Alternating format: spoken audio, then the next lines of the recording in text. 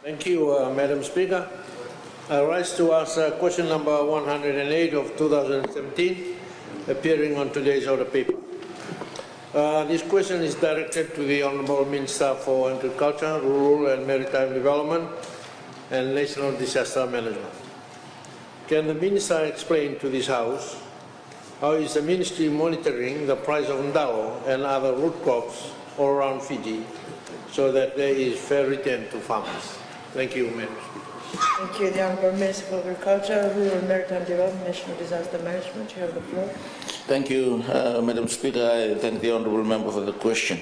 Let me acknowledge all the farmers throughout Fiji and, of course, all those that are involved in the supply and value chain as well, particularly the traders and the vendors, because they all contribute to the sector.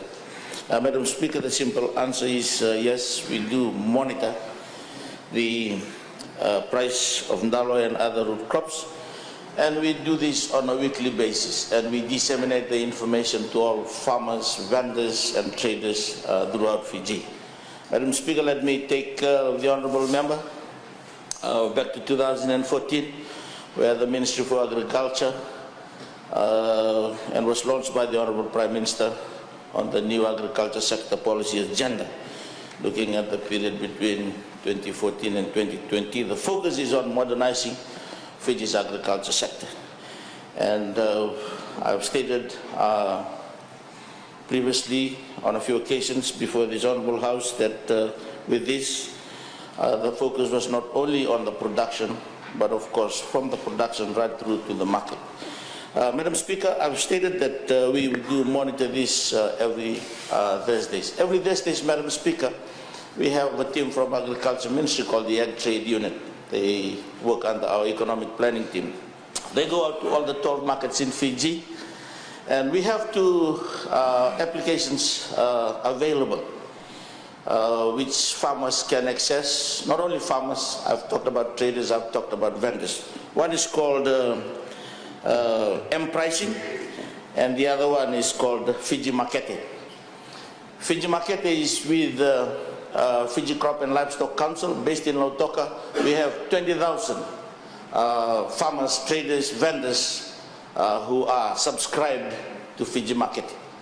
And with M pricing was given to us by the assistance of the International Trade Center, ITC.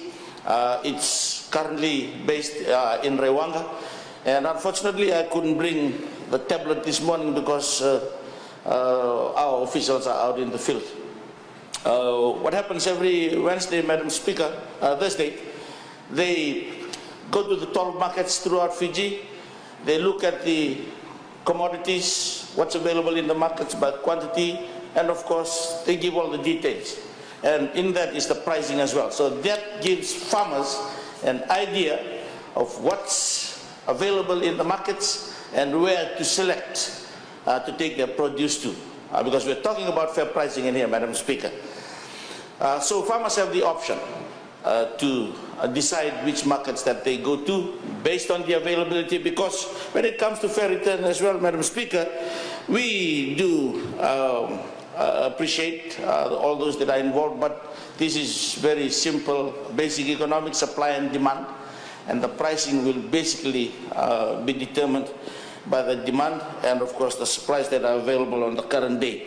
So farmers particularly can have the market information for over a month and the last week or even the current week based on what's available. It creates that platform where the farmers can liaise directly with the buyers. We want to, as much as possible, middlemen, they play an important role, but we want to cut out the middlemen as well, so that there is fair price. So the beauty about the two applications that I'm talking about here, Madam Speaker, is farmers can liaise directly with the buyers and arrange pricing. The other component, as I've stated, Madam Speaker, is Fiji Markete. We have about, for Fiji M pricing, we have about 10,000 people registered. And of course, under Fiji Makete, we have about 20,000. Same thing with Fiji Makete, and particularly with Fiji Makete administered by the Fiji Crop and Livestock Council. Most of the exporters, they are subscribed to Fiji Makete because the farmers' informations are with Fiji Crop and Livestock Council. At the same time, the buyers, exporters particularly, when they are in need of certain commodities, the platform is there with Fiji Market, administered by the Fiji Crop and Livestock Council. So they will be connected directly by Fiji Crop and Livestock Council to the farmers, and of course they will arrange the pricing. There is another step that we are currently undertaking, Madam Speaker, where FAO is assisting us, the Food and Agriculture Organization based in Rome, and this will be launched in Naitasiri. We are just waiting now for us to fix the office in Lomebuna, and then we'll bring in all the electronic components. What will happen, and hopefully by next year, Madam Speaker, we will have this system in place. One of the difficulties in agriculture is linking production to the market. Production driven by demand rather than producing for the sake of producing. So when we have this system, which we will trial in Naitasiri, that's another tablet that we will be provided by FAO. When the farmer plants today, the agriculture officer logs in what's planted today, and it will be directly accessed by Suva, our office in Suva. So the beauty in that, Madam Speaker, is from next year, we will be more proactive. We should be able to tell all the exporters and all the buyers in Fiji, this is the amount of commodity that's available in the geographical regions throughout Fiji, whether it's kava, whether it's cocoa, whether it's rice, whether it's dalo, whether it's vegetables. So as soon as the farmers log that in, we will be able to access from Suva, and then we will distribute this as well, so that farmers can commit to major markets. But in terms of fair pricing, let me assure this Honourable House, Madam Speaker, that because we analyze all this every day, and we talk to the various stakeholders, we convene meetings as well, and farmers are very much given their fair return. But for dalo, I know specifically that post-Winston, it was $5 a kg in Naitasiri. Now it's coming down to $2, $1.70. Again, supply and demand. Supply and demand. Thank you, Madam Speaker. Honourable, supplementary question. Thank you, Madam Speaker. I thank the Minister for his reply. Some farmers in Naitasiri, especially those that plant tausala for export, had reported that some of the agents that work for the exporters come in by dalo there, and they grade the dalo on the field. Grade 1, grade 2, grade 3, and they pay different prices. But when the dalo go for export, only one grade. So they reckon they have been robbed in broad daylight.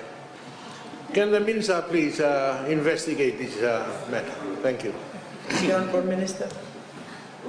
Madam Speaker, let me assure all farmers that no one is being robbed and no one is being denied the fair return. But dalo is actually graded for the export market, Madam Speaker. And unfortunately, for now, even the grade 2 dalos, they are left behind. What used to go, they are left behind. If you go to Sai, if you go to Penimoy now, if you go to Rams in Valileu, most of the grade 2 dalo are not going, simply because Samoa is back on the international market. They were affected by the taro leaf blight in the last few years, but now, after Cyclone Pem as well, Samoa is back in full production. Likewise, Tonga is into the market as well. So that will somehow have implications on our farmers. But Madam Speaker, let me assure all farmers, definitely grading system is something that is necessary, because for us to attract the good dollars, then we have to. These are all dictated by the, again, the dynamics within the market as well.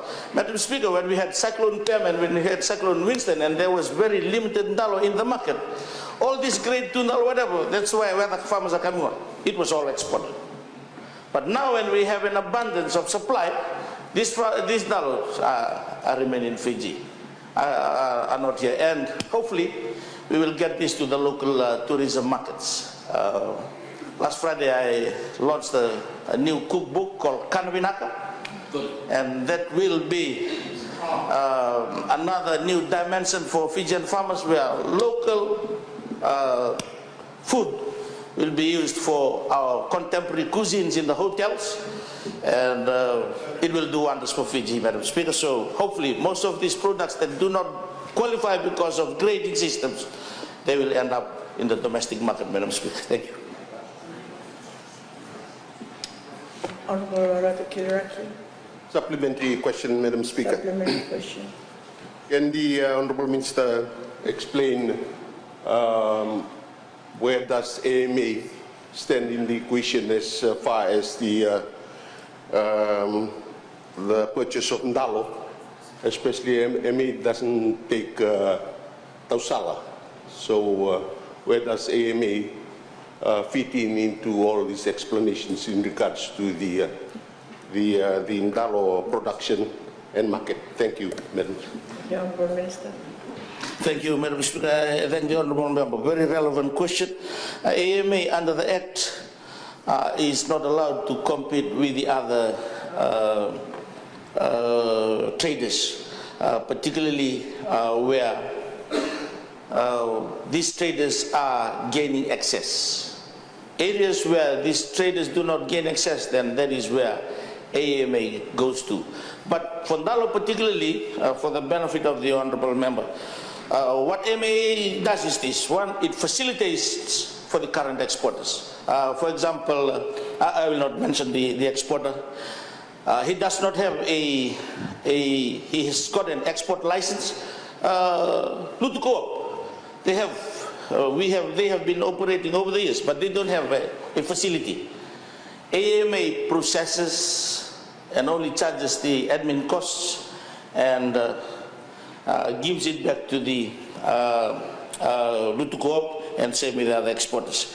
Sometimes farmers, for example, in Taveuni, the buyers, they cannot come to Taveuni, so AMA ships, picks up the dalo, pays the farmers, does the logistics on behalf of the exporters, and then between AMA and the buyer, they take the costs. But for dalo alone, all tausala goes to the fresh export market. AMA does not export tausala. We started this way back from 2009 when we revived AMA. So we leave the tausala to the other operators. But what we did was we hired this gentleman that wrote the cookbook, a chef, Colin Chung. He's Hawaiian but based in New Zealand. And we did market research, and we also did some marketing promotions for our other dalo varieties. Now, Madam Speaker, Uruniboni is going to Australia, Uruniboni is going to the States, Uruniboni is going to all the dalo markets, and all the yellow dalo, whether it be Malakandina, Chambeni. And the good thing about this is it means more income for the farmers, because tausala goes as fresh, whereas all these other varieties, they go as frozen dalo. And that's another market segment for our farmers. And that is where AMA facilitates, and AMA is more into the frozen dalo, Madam Speaker. And now, most of the other traders are into frozen dalo as well. But still, we don't have sufficient dalo from the farmers to meet all the demands that we have. Thank you, Honourable Minister. For the sake of our viewers, where can we get this recipe book, Kanawinaka? I'll bring, thank you, Madam Speaker. I'll bring it to the House tomorrow. Thank you. It costs $50 if you want to buy one. Nothing is free, Madam Speaker. We sponsored that. The Ministry of Agriculture sponsored that. But it will be distributed to all the hotels in Fiji. And I have one copy available, Madam Speaker. Thank you. Honourable Bimar Prasad. Thank you, Madam Speaker. The Minister is right. Supply and demand determines the price. So the prices are lower, we need to increase demand. The question is the Minister looking at incentives to promote more value-adding and processing of dalo and other root crops to create, for example, dalo chips, which consumed locally exported might actually bring better prices? And I also want to say to the Minister that exporters are exploiting our farmers in terms of paying lower prices and what they sell there. Thank you, Honourable Minister. Madam Speaker, thank you. Again, a very relevant question. Definitely the Ministry is seriously into this value addition. I did mention in the last sitting that I was going to travel to New Zealand. I did, and I have launched the paper with Massey University. Massey University is renowned for agriculture development and particularly value addition. And hopefully with Massey University they will look at the laboratory that I have in Cornwall, and we will go into more product development. But at the same time we are encouraging the private sector to go into this, particularly with most of what we have in Fiji, and hopefully once this is addressed, when we upgrade the laboratory in Cornwall. And of course, FNU is now seriously into their food production, the value addition, the food processing training. We will get more of this into. But I still go back, Madam Speaker, to supplies. This is something that we are fixing now. Once we have firmed up with our cluster systems, because even now for products that are already processed we still have limited supply. FMF wants to do a lot of dalo chips and cassava chips, but still the problem with supplies. They want to do potato chips as well. We are working on potato, and hopefully Kumala and others will come on board. But I've mentioned Kanavinaka. Even this Kanavinaka cookbook, Madam Speaker, there's already value addition into our, and hopefully one day we will bring the USP TEF students and our people in Korea, and maybe they will do a refreshment for us here so that we can try some of these new products that we are developing. Thank you, Madam Speaker. Thank you. And I'll give the floor to the Honourable